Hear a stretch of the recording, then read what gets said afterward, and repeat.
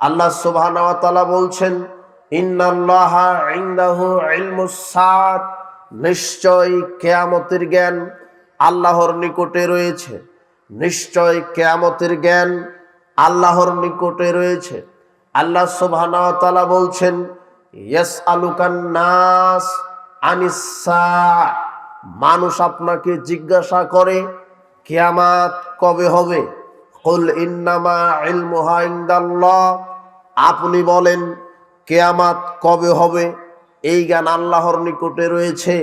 পৃথিবীর কোনো গণক, পৃথিবীর কোনো জ্যোতির্বিজ্ঞানী, পৃথিবীর কোনো জ্যোতিষী, পৃথিবীর কোনো মুহাদ্দিস, পৃথিবীর কোনো আলেম, পৃথিবীর কোনো কবির জানা নাই যে কিয়ামত কবে হবে, কবে ইমাম মাহাদি আসবে, কবে ঈসা আলাইহিস সালাম পৃথিবীতে আসবেন, কবে দাজ্জাল আসবে, কবে ইয়াজুজ মাজুজ আসবে, কবে সূর্য চন্দ্র পৃথিবী নক্ষত্র গাছপালা ধ্বংস হবে, এটা পৃথিবীর কোনো মানুষের জানা নাই।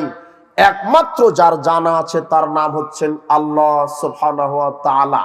কিয়ামতের জ্ঞান একমাত্র আল্লাহ সুবহানাহু ওয়া তাআলার নিকটে রয়েছে। আল্লাহ সুবহানাহু ওয়া তাআলা বলছেন, ইয়াসআলুনাকা আনিস সাআতি আইয়ানা মুরসাহা, মানুষ আপনাকে জিজ্ঞাসা করে সেই মহাকাল পরকাল কিয়ামত কবে অনুষ্ঠিত হবে। ফিমা আনতা মিন যিকরাহা, আপনার সাথে এর কোনো সম্পর্ক নেই। আল্লাহ মুহাম্মদ সাল্লাল্লাহু আলাইহি ওয়াসাল্লামকে বলছেন, মানুষ আপনাকে জিজ্ঞাসা করে কিয়ামত কবে হবে। আল্লাহ বলছেন, মুহাম্মদ এর সাথে আপনার কোনো সম্পর্ক নেই। ইলা রাব্বিকা মুনতাহাহা, এর একচ্ছত্ব জ্ঞান যিনি মাত্র কেবলমাত্র একজন সত্তার জানা আছে কিয়ামত কবে হবে, তিনি হচ্ছেন আমি আল্লাহ। মুহাম্মদ সাল্লাল্লাহু আলাইহি সাল্লামেরও জানা নাই কিয়ামত কবে হবে। একমাত্র যিনি জানেন তার নাম আল্লাহ। তবে কিয়ামত যেদিন হবে, আকাশ জমিন ধ্বংস হবে, তার পূর্বে অনেক নিদর্শন প্রকাশ পাবে, আলামাত প্রকাশ পাবে, যা দেখে বুঝতে হবে কিয়ামত আসতে বেশি দেরি নাই। আল্লাহ সুবহানাহু ওয়া তাআলা নিজে বলছেন, কুল আসা আইয়াকুনা করিবা, মুহাম্মদ সাল্লাল্লাহু আলাইহি ওয়াসাল্লাম আপনি বলেন কিয়ামত অতীব নিকটে, অতীব কাছে। আনাস রাদিয়াল্লাহু আনহু বলছেন, রাসূল সাল্লাল্লাহু আলাইহি ওয়াসাল্লাম বলেছেন, বুইসতু আনা ওয়াস সাআতু কাহাতাইন, আমি মুহাম্মদ সাল্লাল্লাহু আলাইহি ওয়াসাল্লাম আর কিয়ামত এই মধ্যমা আর তর্জনী আঙুল এইভাবে অবতীর্ণ হয়েছি। কিয়ামত হলো মধ্যমা আঙুল আর এই তর্জনী আঙুল আমি মুহাম্মদ সাল্লাল্লাহু আলাইহি ওয়াসাল্লাম। তাহলে এই দুটো আঙুল যদি আপনি ওপর দিকে খাড়া করে ধরেন তাহলে বুঝতে পারবেন এটা যদি মুহাম্মদ সাল্লাল্লাহু আলাইহি ওয়াসাল্লাম হয় তাহলে কিয়ামত আর কতটুকুন বাকি আছে। এতটুকুনি 1450 বছর হয়ে গেছে। কাজেই এই খবর মানুষের জানা নাই। মানুষ বলতে পারে না 2024 সাল 2025 সালেই কিয়ামত হবে। কেবা করে কোন পাগল ইউটিউবে বক্তব্য দিচ্ছে যে ইমাম মাহাদি চলে এসেছে, জেলখানায় বন্দী আছে, দাজ্জাল জেলখানায় বন্দী করা হয়েছে। এরা সব একেবারে মাথা মোটা পাগল। এদের ভিতরে না আছে শরীয়তের জ্ঞান, না আছে ইসলামের জ্ঞান, না আছে কোরআন সুন্নাহর জ্ঞান। এই তর্জনী আঙুলটাই হচ্ছে মুহাম্মদ সাল্লাল্লাহু আলাইহি ওয়াসাল্লাম, আর মধ্যম আঙুলটা কিয়ামত। দেখেন তো কতটুকুন উঁচু আছে, সামান্য। এতটুকুনি 1450 বছর হয়ে গেছে। তো আপনি কি বলছেন যে এই 25 সালে ইমাম মাহাদি আসবে, ইয়াজুজ মাজুজ আসবে, 25 সালে কিয়ামত হবে? এটা পাগল ছাড়ার কে বলতে পারে? আপনি কেন বলছেন 25 সাল? আপনি বলতে পারেন এখনই হতে পারে, হতে পারে, সেটা আল্লাহ যদি কায়েম করে। আপনি কেন সাল নির্ধারণ করতে যাবেন? কিয়ামত কবে হবে? আকাশ জমিন সূর্য চন্দ্র ধ্বংস হবে, পৃথিবী ধ্বংস হবে, মানুষ ধ্বংস হবে, এই জ্ঞান একমাত্র কার নিকটে রয়েছে? আল্লাহ। বলছিলাম পৃথিবী আকাশ জমিন ধ্বংস হবে, মানুষ ধ্বংস হবে, জমিন ধ্বংস হবে, সূর্য চন্দ্র নক্ষত্র ধ্বংস হবে। আপনি একটু জ্ঞান বোঝার চেষ্টা করেন সেই ভয়াবহ দিন কেমন হবে। বিজ্ঞানীরা বলছেন এই পৃথিবীর 13 লক্ষটা পৃথিবী যদি জোড়া দেওয়া হয় একটা সূর্য হবে। এরকম 20 কোটি সূর্য খেয়ে ফেলতে পারে এক একটা তারকা। যদি 13 লক্ষ পৃথিবী জোড়া দিলে একটা সূর্য হয়, সূর্য কত বড় হতে পারে। ওরকম বড় 20 কোটি সূর্য যদি একটা তারকা হজম করতে পারে, তারকা কত বড় হতে পারে। এরকম এই 3 কোটি 4 কোটি তারকা খেতে পারে এক একটা গ্যালাক্সি, এক একটা মিল্কি ওয়ে। এরকম 5 কোটি গ্যালাক্সি মিল্কি ওয়ে খেয়ে নিতে পারে এক একটা ব্ল্যাক হোল। আপনি কি বুঝতে পারেন যে আকাশ জমিন, আকাশের পরিধি জমিনের পরিধি কত বড়? এর ভিতরে যত পাহাড় পর্বত আছে, গাছপালা আছে, হাজার লক্ষ কোটি টাকার সম্পদ আছে, বিল্ডিং আছে, 100 তলা 200 তলা বিল্ডিং আছে, 100-150 তলা। এই সব কিছু একদিন 1 ফুৎকারে ধ্বংস হবে। সেটা হবে কিয়ামত। পৃথিবীতে মানুষ ক্ষমতা দেখায়, মানুষ দুদিনের ক্ষমতায় গিয়ে ক্ষমতার অপব্যবহার করছে, মানুষের উপর অন্যায়ভাবে নির্যাতন করছে। এই মানুষ একদিন থাকবে না। আপনি আজকে অত্যাচার হচ্ছেন, অত্যাচার করছেন, অহংকার করছেন, মানুষকে মানুষ মনে করছেন না। আপনি একদিন থাকবেন না, আপনার এই দুনিয়া থাকবে না, আকাশ জমিন থাকবে না। এগুলি সব ধ্বংস হবে কিয়ামতের মাধ্যমে। এই পৃথিবী আকাশ জমিন ধ্বংস হওয়ার পূর্বে কিছু কিছু আলামত প্রকাশ পাবে। এটাকেই মুফাসসিরগণ বলেছেন কিছু ছোট আলামত, কিছু বড় আলামত। এখন আমরা ছোট ছোট আলামত আগে আলোচনা করার চেষ্টা করছি। আনাস রাদিয়াল্লাহু আনহু বলেন, সামি'তু রাসূলুল্লাহ সাল্লাল্লাহু আলাইহি ওয়াসাল্লাম, আমি রাসূল সাল্লাল্লাহু আলাইহি ওয়াসাল্লামকে বলতে শুনেছি, তিনি বলেছেন, ইন্না মিন আশরাতিস সাত, কিয়ামতের আলামতের মধ্যে রয়েছে আয়রুফাল ইলম, বিদ্যা উঠে যাবে। রাসূল সাল্লাল্লাহু আলাইহি ওয়াসাল্লাম বলছেন কিয়ামতের আলামতের মধ্যে থাকবে মানুষের উপরে, মানুষের ভিতরে বিদ্যা থাকবে না, ইলম থাকবে না, শিক্ষা থাকবে না। দিন যত যাবে মানুষ তত পশু প্রাণীর মতো আচরণ করবে, মানুষ মানুষের মতো আচরণ করবে না। রাসূল সাল্লাল্লাহু আলাইহি ওয়াসাল্লাম 1450 বছর পূর্বে বলেছেন, দিন যত যাবে মানুষের উপর থেকে বিদ্যা উঠে যাবে, বিদ্যাকে তুলে নেওয়া হবে। আপনি বলতে চাচ্ছেন পৃথিবীতে সমাজে এখন বিদ্যান লোকের সংখ্যাই বেশি, শিক্ষিত লোকের সংখ্যাই বেশি, কিন্তু আপনার পরিসংখ্যান ঠিক নয়। আপনার ছেলেটা মাস্টার ডিগ্রি পাশ করেছে তাই ওকে শিক্ষিত বলছেন, এই কথা ঠিক নয়। আপনার ছেলেটা ইঞ্জিনিয়ার, ওকে শিক্ষিত বলছেন, ও শিক্ষিত নয়। আপনার মেয়েটা রাজশাহী ঢাকা বিশ্ববিদ্যালয়ে ফারেগ হয়েছে, আপনার মেয়েটা শিক্ষিতা নয়। আপনার ছেলেটা এমবিবিএস ডাক্তার, আপনি বলছেন আমার ছেলেটা শিক্ষিত হয়েছে, ও শিক্ষিত নয়। মুহাম্মদ সাল্লাল্লাহু আলাইহি সাল্লাম বলছেন, ইন্না মিন আশরাতিস সাত, কিয়ামতের আলামতের মধ্যে রয়েছে আয়ুরফাল ইলম, বিদ্যা উঠে যাবে। অথচ সমাজে আজকে শিক্ষিত লোকের সংখ্যা বেশি। রাসূল সাল্লাল্লাহু আলাইহি সাল্লাম বলছেন শিক্ষা উঠে যাবে, অথচ আজকের সমাজে শিক্ষিত লোকের সংখ্যা বেশি। তার মানে আপনি মনে করেন না যে মাস্টার ডিগ্রি পাস করলে শিক্ষিত হয়। আপনাকে কয়েক হাজার ডজন মাস্টার ডিগ্রি পাসকে দেখা যাবে যে দাঁড় করালেই প্যান্টটা টাকনোর নিচে থাকবে, দাড়িটা চাঁচা থাকবে, বউটা বেপরদায় থাকবে, বেটিটা বেপরদায় চলবে, হাতে সিগারেট থাকবে, সালাত আদায় করবে না, হালাল হারামের বিবেচনা করবে না, দিন রাত জুয়ার আড্ডাতে থাকবে, ঘুষের আড্ডাতে থাকবে, মদের আড্ডাতে থাকবে। ও মাস্টার ডিগ্রি পাস, জাতিগত বিদ্যাতে মাস্টার ডিগ্রি পাস, কিন্তু ধর্মের ব্যাপারে সে একেবারেই মূর্খ। ও মাস্টার ডিগ্রি পাস, তারপরও হাতে সিগারেট আছে, ও অশিক্ষিত। ও মাস্টার ডিগ্রি পাস, প্যান্টটা টাকনোর নিচে, অশিক্ষিত। ও মাস্টার ডিগ্রি পাস, ওর দাড়ি চাঁচা আছে, অশিক্ষিত। ও মাস্টার ডিগ্রি পাস, হাতে সিগারেট আছে, অশিক্ষিত। ও ও মাস্টার ডিগ্রি পাস और বেটি উলঙ্গ হয়ে স্কুল কলেজ বিশ্ববিদ্যালয়ে বাজারে মার্কেটে জনগণের সামনে উলঙ্গ হয়ে ঘুরে, ওই মাস্টার ডিগ্রি পাস ও অশিক্ষিত। ও মাস্টার ডিগ্রি পাস অজু গোসল জানে না, ও অশিক্ষিত। ও মাস্টার ডিগ্রি পাস ও জানাজার দোয়া জানে না, অশিক্ষিত।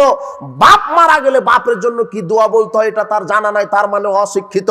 ও মাস্টার ডিগ্রি পাস ও কোনোদিন সালাত আদায় করে না, অশিক্ষিত। ও মাস্টার ডিগ্রি পাস 5 ওয়াক্ত সালাত আদায় করে না, অশিক্ষিত। ও মাস্টার ডিগ্রি পাস ও সুদের সাথে জড়িত আছে, এই অশিক্ষিত। যারা জাহেলিয়াতের সাথে কায়েম আছে অথচ বড় বড় ডিগ্রি আছে, ও জাতিগত বিদ্যাতে শিক্ষিত হতে পারে, কিন্তু আল্লাহ তাকে বলেছেন একেবারে জাহেল, একেবারে পাকা টাটকা মূর্খ। এ কথায় মুহাম্মদ সাল্লাল্লাহু আলাইহি ওয়াসাল্লাম বলছেন, দিন যত যাবে বিদ্যা উঠে যাবে, মানুষের ভিতরে বিদ্যা থাকবে না, ইসলামের বিদ্যা থাকবে না, শরীয়ী বিদ্যা থাকবে না। তার প্রমাণ বর্তমান শিক্ষা ব্যবস্থা। আপনাকে মুসলিম হতে গেলে কোরআন সুন্নাহর আদলে জীবন গঠন করতে হবে। আপনি মুসলিম, আপনার প্রজন্ম মুসলিম, তাদেরকে আপনার ছেলে মেয়েকে কোন শিক্ষা দিবেন এটা আপনার দায়িত্ব। আশ্চর্য বাংলাদেশের শিক্ষা ক্যারিকুলাম, এদেশের ছাত্রও নাচে, ছাত্রীও নাচে, শিক্ষকও নাচে। সবাই এখন মানুষ নয়, কেউ বা ব্যাঙ হয়ে গেছে, কেউ বা ওই জঙ্গলের বন মানুষ হয়ে গেছে, কেউ বা একেবারে পশু প্রাণীর মতো আচরণ করছে। এরা নাকি এক একজন শিক্ষিত মানুষ। এরা কেউ শিক্ষিত নয়। যারাই এইভাবে অশ্লীলতা বেহায়াপনা চর্চা করছে এরা সবাই একেবারে নগদ মূর্খ মানুষ। আপনার ছেলে মেয়ে স্কুল কলেজ বিশ্ববিদ্যালয়ে যাবে শিক্ষা অর্জন করার জন্য, কিভাবে মানুষ হওয়া যায়, কিভাবে বড়দেরকে সম্মান করা যায়, কিভাবে পর্দায় থাকা যায়, কিভাবে শালীনতা শেখা যায়, কিভাবে অজু শেখা যায়, গোসল শেখা যায়, সালাত শেখা যায়, বড়দেরকে সম্মান করা যায়, শিক্ষককে সম্মান করা যায়। কিসের শালীনতা? আজকের এই অধিকাংশ শিক্ষালয় বিদ্যালয় জেনালয়ে পরিণত হয়ে গেছে, গান বাজনা লয়ে পরিণত হয়ে গেছে, একেবারে জাহেলিয়াতের কারখানা হিসেবে পরিণত হয়ে গেছে এক একটা বিদ্যালয়। শিক্ষক নাচে, ছাত্রও নাচে, ছাত্রীও নাচে। শিক্ষক ছাত্রীর হাত ধরে নাচানাচি করছে, পাশেই সবাই দেখছে যে শিক্ষক আর ছাত্রী নাচ গানে ব্যস্ত আছে। বলেন তো ওরা মানুষ না কুকুর? রাসূল সাল্লাল্লাহু আলাইহি ওয়াসাল্লাম 1450 বছর পূর্বে বলেছেন বিদ্যা উঠে যাবে, এটা তার প্রমাণ। এরা কেউ বিদ্যান নয়, এরা জাতিগত বিদ্যায় সার্টিফিকেটদারি বিদ্যান। এদের ভিতরে শরীয়তের কোনো জ্ঞান নাই। এরা ইসলামকে মূল্যায়ন করে না, এরা শরীয়তকে মূল্যায়ন করে না, এরা আল্লাহর দ্বীনকে মূল্যায়ন করে না, এরা রাসূলের আদর্শকে মূল্যায়ন করে না। রাসূলের আদর্শ গান বাজনা নয়, রাসূলের আদর্শ মদ পান করা নয়, রাসূলের আদর্শ বেপরদায় চলা নয়, রাসূলের আদর্শ বেনামাজি হয়ে ঘোরা নয়, রাসূলের আদর্শ সুদ ঘুষ খাওয়া নয়, রাসূলের আদর্শ সার্বিক জীবন ইসলামের বিধান মেনে চলা, এটা রাসূলের আদর্শ। আনাস রাদিয়াল্লাহু আনহু বলছেন, রাসূল সাল্লাল্লাহু আলাইহি সাল্লামকে আমি বলতে শুনেছি, তিনি বলেছেন বিদ্যা উঠে যাবে। তার প্রমাণ আজকের এই নমুনা। এমন শিক্ষা ব্যবস্থা, আমরা এর জন্য জাতিকে সুনাগরিক হিসেবে এদেশের সরকারের কাছে আবেদন করি। এই দেশে আমরা সুনাগরিক, আমরা ট্যাক্স দিয়ে বসবাস করি, সরকারের দৃষ্টি আকর্ষণ করছি আপনি এমন শিক্ষা ক্যারিকুলাম সাজাবেন যেই ক্যারিকুলামে থাকবে তাওহীদ ভিত্তিক, রিসালাত ভিত্তিক, আখিরাত ভিত্তিক শিক্ষা ব্যবস্থা। যেই শিক্ষা ছেলেমেয়েরা শিখলে ঈমানি চেতনা জাগ্রত হবে, ইসলামী মূল্যবোধ জাগ্রত হবে, মানুষ ছেলে মেয়ে আল্লাহকে জানবে, রাসূল সাল্লাল্লাহু আলাইহি ওয়াসাল্লামকে জানতে পারবে, এই দেশটা ভালো হবে, আলোকিত হবে। এই শিক্ষা ব্যবস্থা চালু করেন। যদি কোরআন সুন্নাহর শিক্ষা ব্যবস্থা শিক্ষা কারিকুলামে, শিক্ষা সিলেবাসে কায়েম করা হয়, তাহলে এই দেশটা এক রাতেই দুর্নীতি মুক্ত হবে, ঘুষ মুক্ত হবে, সুদ মুক্ত হবে, জেনা মুক্ত হবে, মাদক মুক্ত হবে। পুলিশ দিয়ে, র‍্যাব দিয়ে আর মাদকতার পিছনে দৌড়ানো লাগবে না। এমনিতে রাতারাতি দেশ শান্তি আলোকিত হয়ে যাবে। এমনিতেই মানুষ মদ পরিহার করবে। একটা ছেলে যদি কোরআন সুন্নাহর জ্ঞান অর্জন করে, তাহলে আল্লাহ সুবহানাহু ওয়া তাআলা কোরআনে মদ হারাম করেছেন, শুধু হারাম করেননি, আল্লাহ বলেছেন মদ পান করলে জাহান্নামে যেতে হবে। আল্লাহ জেনাকে হারাম করেছে, আল্লাহ বলেছে জেনা করলে জাহান্নামে যেতে হবে। আল্লাহ বলছেন আত্মসাৎ হারাম, আত্মসাৎ করলে জাহান্নামে যেতে হবে। আল্লাহ বলছেন সুদ হারাম, সুদ খেলে জাহান্নামে যেতে হবে। আল্লাহ বলছেন যারা সালাত আদায় করে না এরা জাহান্নামে যাবে। আল্লাহ বলছেন যেই নারী বেপরদায় চলে এই নারী মরলে জাহান্নামে যাবে। একটা ছেলে মেয়ে যদি এই আয়াতগুলি ছোটবেলাতেই শিখে, সে আর বড় হলে বেনামাজি হবে না, সে সুদখোর হবে না, সে ঘুষখোর হবে না, সে দুর্নীতিবাজ হবে না। কেন? সে আগেই কোরআন হাদিসের প্রকৃত ইলম শিক্ষা অর্জন করেছে। কিন্তু বর্তমান বাংলাদেশের শিক্ষা কারিকুলামে একটা ছেলে যদি বিসিএস ক্যাডারও হয়, অন্তত জানাজার দোয়াও তার জানা থাকবে না। বাপ মারা গেলে যে কি দোয়া পড়তে হয় এটাই পারবে না। ও বিসিএস ক্যাডার, ও কি শিখলো? তার মানে জাতিগত বিদ্যাতেও শিক্ষিত, কিন্তু কোরআন সুন্নাহর বিদ্যা তার ভিতরে নাই। আর যার ভিতরে কোরআন সুন্নাহর জ্ঞান নেই সে হলো মূর্খ মানুষ। সে কি মানুষ? আল্লাহ বলছেন ওয়ামা ইয়াস্তাবিল আ'মা ওয়াল বাসীর, যারা চোখে দেখে আর যারা চোখে দেখে না এরা কি সমান? আল্লাহ বলছেন যারা কোরআন সুন্নাহর জ্ঞান রাখে এরা চোখে দেখা লোক, আর যারা কোরআন সুন্নাহর জ্ঞান রাখে না এরা চোখ থাকতো কানা মানুষ, অন্ধ মানুষ। ওয়ামা ইয়াস্তাবিল আহইয়া ওয়ালাল আমওয়াত, জীবিত মানুষ আর মরা মানুষ এরা কি সমান? এরা সমান নয়। যারা কোরআন সুন্নাহর জ্ঞান রাখে এরা হলো জীবিত মানুষ, আর যারা কোরআন সুন্নাহর জ্ঞান রাখে না এরা জীবিত থাকার পরেও মরা মানুষ। এটা আল্লাহ তুলনা দিচ্ছেন। মানে কোরআন সুন্নাহর বিদ্যা না থাকলে অন্য সব বিদ্যা যতই থাকুক ও কি মানুষ? মূর্খ মানুষ। ও কোরআন সুন্নাহই জানা নাই। এই জন্য রাসূল সাল্লাল্লাহু আলাইহি ওয়াসাল্লাম বলছেন কিয়ামতের আলামতের মধ্যে রয়েছে বিদ্যা উঠে যাবে, ওয়ায়াকসুরাজ জিনা, জিনা ব্যভিচার বেশি হবে। রাসূল সাল্লাল্লাহু আলাইহি ওয়াসাল্লাম বলছেন কিয়ামতের আলামতের মধ্যে রয়েছে বিদ্যা উঠে যাবে। 1, 2 ইয়াকসুরাজ জিনা, জিনা ব্যভিচার বেশি হবে। আজকের যুবক যুবতী, নারী পুরুষ পরকীয়ায় আসক্ত, প্রেম ভালোবাসায় আসক্ত, দেহ ব্যবসায় আসক্ত, যার প্রমাণ আজকের এই সমাজ ব্যবস্থা, শিক্ষা ব্যবস্থা, মোবাইলে আসক্ত, জেনায় আসক্ত।